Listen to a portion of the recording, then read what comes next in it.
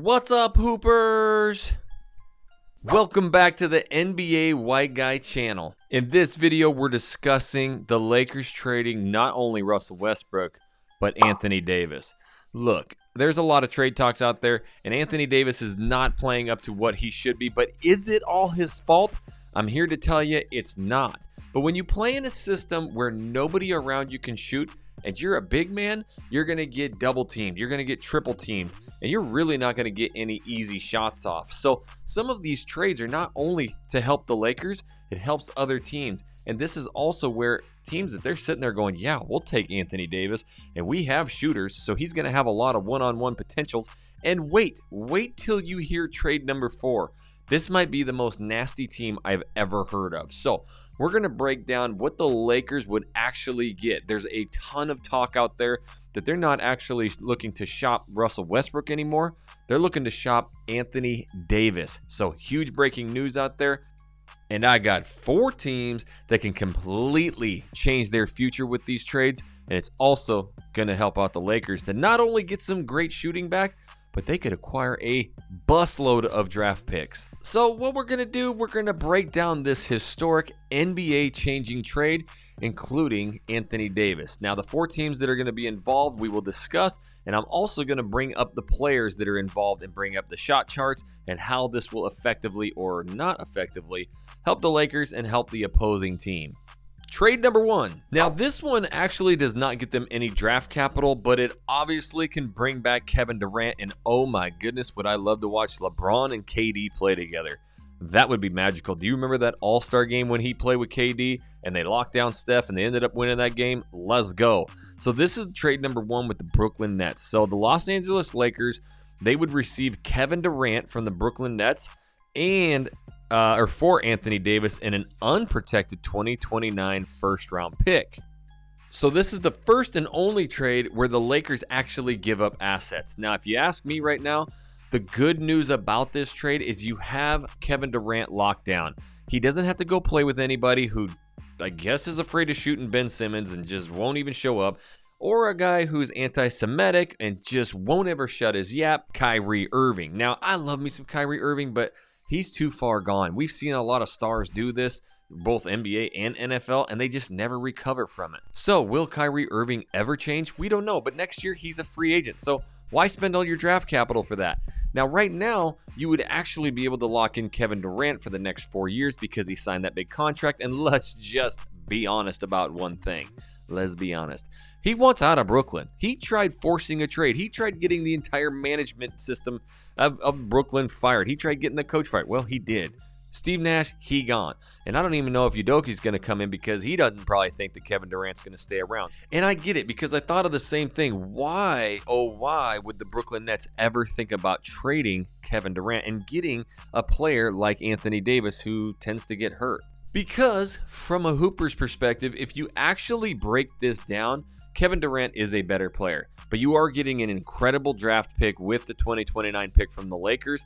But what does Brooklyn have right now? They have a ton of shooters. You've got Seth Curry. You've got Joe Harris. You've got all these players around there that can shoot the lights out of the ball. Where are they the weakest? On defense, in opponent offensive rate. So right now, just like the Lakers, they are getting their butts handed to them on the glass. They are not rebounding at all. This is really not surprising with a smaller shooting team like the Brooklyn Nets and with a bunch of star players. So this is something that I go against, packing your team full of stars. You're looking at the Milwaukee Bucks right now, just dominate. You're looking at the Utah Jazz, just dominate, because they've got a lot of really good players who understand their roles. But when you have a LeBron James, who he really benefits from having all-star players around him who can shoot, create their own shot, shoot from 3, they're going to have career years. So a guy like Kevin Durant's going to have a career year next to a LeBron James, and he would be more than happy to kick that ball to him. So this is where Anthony Davis can come in. With all the shooters surrounding him, he's not always going to be double teamed and triple teamed. You're going to see this player. In fact, if you look at Anthony Davis in the first half of games, he's typically looking like one of the top 3, top 5 best players in the league. Second half, the coach goes, okay, we're just going to double him. We're going to pack the paint. We're going to let him shoot from anywhere, and they can't rebound. So you see it not only throughout this season, but in the second half of every game. I think the Brooklyn Nets would get a player who would love to just play in Anthony Davis. He's going to be better than he is at the Lakers, and they don't have a player who hates being there. Now, trade number 2 comes in from Chi-Town. Now, Chicago is pretty interesting because this is the one where, well, Anthony Davis is from. Now, although basically anytime trade talks talk about players going home, doesn't really happen, this one possibly could, because it is not the first time that it's come out of Anthony Davis's mouth that he wouldn't mind going back to his hometown and wearing the red and white with Chicago. The thing about Chicago, again, they've got a lot of good players, but let's break down the trade. So the trade, that would include the Los Angeles Lakers receive Zach LaVine. Well, Zach LaVine, he played at UCLA, Anthony Davis from Chicago, so there's your swap right there. These are players who want to play in these markets. They've said it. So if it works out for both teams, I think the Chicago Bulls, just watching them from the eye test, they are a great team. They're just one piece away. They almost have the opposite of what the Lakers have. They have too many good shooting guards, and that's where they struggle, is some other positions. And Anthony Davis in a system where you have DeMar DeRozan and obviously a healthy Lonzo Ball, which would be nice. They can get a lot of open shots created for Anthony Davis. So Zach LaVine and the Bulls would send over Patrick Williams and Goran Dragic and a 2023 first-round pick from the Portland Trail Blazers, from the Chicago Bulls for Davis. So a lot of these trades coming up are actually going to load up the Lakers with some more draft picks, which obviously going forward after this season, even if they keep Russell Westbrook, they will be in that big free agency pool to land some big stars, and they'll have some more draft picks to either enter the draft or use them. As of right now, the Chicago Bulls are the 10th best team according to all hustle and statistical categories. And some of the ones that they're actually lacking, if you look here, it's assists allowed, and it's also with opponent three-point percentages. So this is kind of shocking with the three-point presence, but they are missing Lonzo Ball. Lonzo Ball is a sneaky good defender. But what does Anthony Davis have the ability to do? Go out and guard wings, go out and guard anybody. This is a player, too, who can really increase the rebounds, but being the 10th best team right now without an Anthony Davis can really get them up in the rankings higher. But if you look at some of these statistical categories they also have with offensive rebounds allowed and just rebounds allowed, they are in the top 10, and Anthony Davis, again, not being double-teamed, triple-teamed a lot, he's going to be really helping out with those tip-in dunks, follow dunks, and get these numbers even higher to a more efficient team. And I believe that the Bulls are dying to be relevant again, and bringing in an all-star like Anthony Davis, just getting rid of a couple draft picks, this could be a big win for that team. The other aspect about this is you have Vucevic, so you're going to have an actual stretch center, but he's going to guard the big man. So now Anthony Davis doesn't have to guard the 5 anymore. They are actually a team that scores fewer amount of points in the paint than any team in the NBA. This is something that obviously Anthony Davis is very good at, and with all of the stretch shooters that they have, and especially even Vucevic, who can stretch the floor, this will create more one-on-ones for Anthony Davis. And when he goes one-on-one, he's almost unstoppable. And what do the Lakers get? They get Zach LaVine. This dude's an absolute, well, he is an all-star. He's a high flyer, but he is a very good shooter. And the one thing that the Lakers truly lack right now is that other bona fide scorer. See, that really takes a lot of the pressure off of a LeBron James. And really with a Russell Westbrook coming off the bench and averaging 20, 25 points a game, shooting 60%, now you have your starter in Zach LaVine. This should really start to open up the paint a little bit more because you actually have to guard these players. Trade number 3. Now this one's going to bring in a haul, and the New York Knicks have been looking to get relevant for about 400 years. So I think Spike Lee would sign off on this. The Los Angeles Lakers receive R.J. Barrett, Mitchell Robinson, Obi Toppin, Quentin Grimes, 2023 first-round pick, protected 2023 first-round picks via Detroit, Washington, Dallas, 2025 first-round pick via Milwaukee from the New York Knicks for Anthony Davis. Now, this is something, obviously, the Knicks had all of this draft capital to try and get Donovan Mitchell.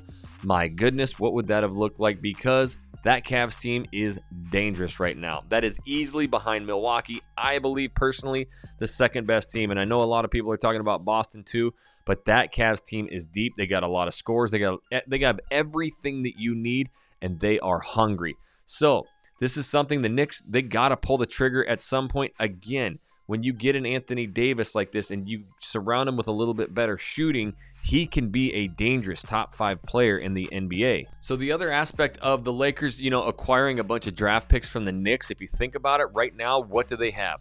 They have 2 draft picks. So if they were to offload Russell Westbrook and those picks, they are done. They're out of it, right? They have no more draft capital. So with all of those first-round picks that they're going to get from the Knicks, it's another way that they could package up a Russell Westbrook, possibly get a Miles Turner and a Buddy Hield. Now you have a big man back who just scored about 30 points the other day on 5 threes, and you get your Buddy Hield. Plus, you're going to get some of these great, younger players, the Obi Toppins, the R.J. Barretts. Mitchell can shoot the lights out. Now you've got shooters, you got role players. Right now, the Lakers are constructed with a bunch of dudes who are on like 10-day contracts, barely making squads. So you'll get true role players, and you have the ability now to trade a couple of those first-round picks and still have some for future drafting or trading. One of the big weaknesses that the Knicks have right now, which is a lot of them, they're actually ranked pretty low in just about every category, is really on the defensive end and on the rebounds. Plus, they have a lot of turnovers per game. So maybe too many guards, maybe too many chefs in the old kitchen there. And, getting a big man like AD to do his work. Plus, they have some more draft capital in the future, and maybe an Anthony Davis could help them to attract some other stars that will actually want to go play for that team. Trade number 4, the big kahuna. This would be life-changing for, both teams. But let's go through it. Now, this one would be another massive haul, and I was fully unaware that the Mavericks had this much draft capital, but you got Luka Doncic, who's going to be the best player in the NBA for the next 10 years. It's time to surround him with some super talent. The trade. Los Angeles Lakers will receive Christian Wood, Spencer Dinwiddie, I love that one, and a Reggie Bullock. Unprotected first-round picks in 2025, 2027, 2029, first-round swap rights in 2024, 2026, and 2028 from the Dallas Mavericks for Anthony Davis. Now, this deal, obviously, as it says there, is keeping up with what the trends were this summer. Right here, it says that DeJounte Murray was worth 3 firsts in a swap, and if Donovan Mitchell was worth 3 firsts in 2 swaps, plus some legit starting young talent and caliber talent. The Mavericks surrounding 3 firsts and 3 swaps doesn't seem out of step with the new market. Remembering, too, that these first rounders are coming from the team that employs Luka Doncic. So really surrounding Luka Doncic, who's an all-world player with an Anthony Davis, basically protects them from ever giving up lottery picks. So yeah, you're swapping a lot of picks and a lot of swaps there, but they're all going to be high-end. But this, again, it gives the Lakers some draft capital back. I mean, everybody's talking about those 2 first rounders. They have some other second rounders, but now you're going to get 3 first rounders again. So you can build a core nucleus team. LeBron's going to stay there for another 2 years. He may go, and you're at least not going to be screwed. But LA, you can always attract players. But again, with a Dinwiddie and with a Reggie Bullock, these are bona fide players. Again, the whole back end of the Lakers rotation right now is 10-day contract guys, is G League dudes, right? I love me some Matty Ice and Matty Ryan, but we got to get some real players in there. But on the Dallas side of things, they've got to go out there and get that second superstar for Luka. Luka can carry this team on his back, but we're starting to see it, even though he is just painting in the postseason. He needs that one other star. Porzingis was great. He didn't really play defense. He didn't bring any championship mentality in, and he flat out just didn't want to be there. Now, this also brings up an interesting point for Dallas because you are losing a lot of draft capital. But my, oh my, you imagine sitting there as Anthony Davis going, yeah, I'm going to go to probably one of the best teams in the West right now, and I'm going to be playing next to a Luka Doncic who's like a young LeBron, not as athletic, but passes the ball better than anybody I've ever seen, who's a walking triple-double. Yeah, my career is about to go ham, and I got an incredible owner in Cuban who loves to pay his stars, who loves to not only pay his stars, but he loves his stars. He's an incredible owner. The Dallas Mavericks, they also are in Texas, so no state income tax. So all that money you're making too, you get to keep that in your pocket. I'm telling you right now, I know AD probably loves LA, but he's probably having second thoughts, and he goes, yeah, I can go to a championship contender. This Lakers team right now is not even close to it.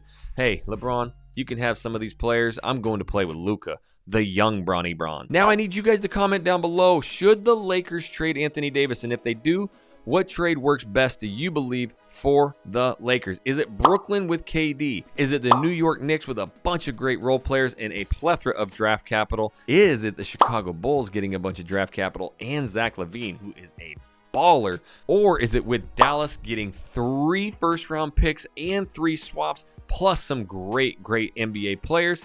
You vote down below. Which team would you love to see them trade with? Is Anthony Davis going anywhere? I'm not. I'm your NBA white guy. I do all things NBA hoops from a hooper's perspective. So make sure right now, if you're loving my videos, to hit that like button and you subscribe so that you never miss a thing. Until my next video, homies, we'll catch you later.